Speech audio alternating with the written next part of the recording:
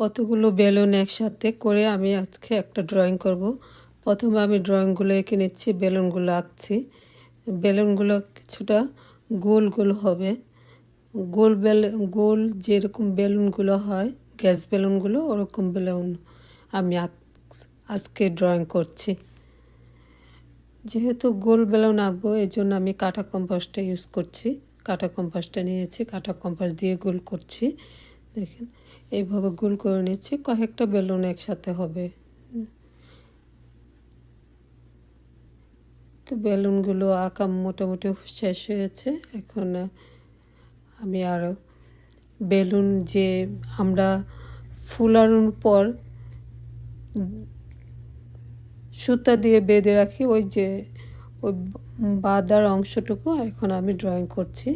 দেখেন এভাবে বেলুনগুলো ড্রয়িং করা শেষ হয়েছে, সম্পূর্ণ শেষ হলো। এবং এখন কালার করছি, বিভিন্ন কালার দিয়ে আমি ড্রয়িংগুলো করছি, বেলুনগুলো কালার করছি।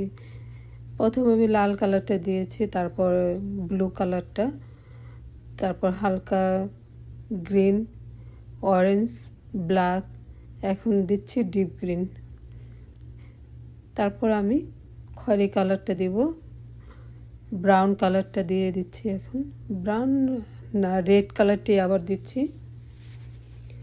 রেড কালারটা দিয়ে শেষের একদম বেলুনটা যেটা বাকি আছে এখনও করা হচ্ছে। এখন এভাবে আমি ড্রয়িংটা করে দিচ্ছি। সম্পূর্ণ বেলুনগুলো কালার করা হয়ে যাবে। এটা কালার করলে শেষ হয়ে যাবে সম্পূর্ণ বেলুনগুলো কালার করা। তো এইভাবে কালার করে দিচ্ছি, আস্তে আস্তে করে কালার করা হলো।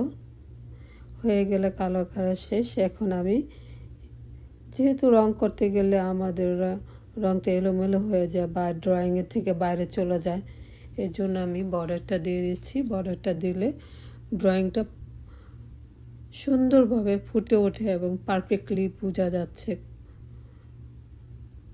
এই যে দেখেন, বর্ডার দিয়ে টেনে দিলে একদম সুন্দরভাবে বোঝা যাচ্ছে আমি ড্রয়িংটা কীরকমভাবে করেছি না করেছি, কালারটা কীভাবে কীরকম হয়েছে না হয়েছে, এগুলো সবগুলো বোঝা যাচ্ছে। এখন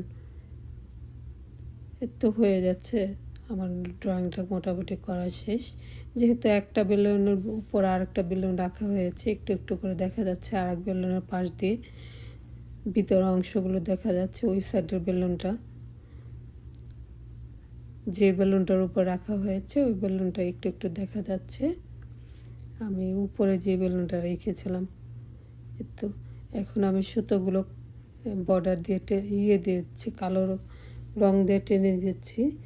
যেহেতু মেঝেতে রাখা আছে এই জন্য একটু ছায়া পড়ছে, ছায়াগুলো আমি দিয়ে দিচ্ছি রং দিয়ে, কালো রং দিয়ে, পেন্সিলের রংটা দিয়ে টেনে টেনে দেওয়া হচ্ছে। হয়ে গেল আমার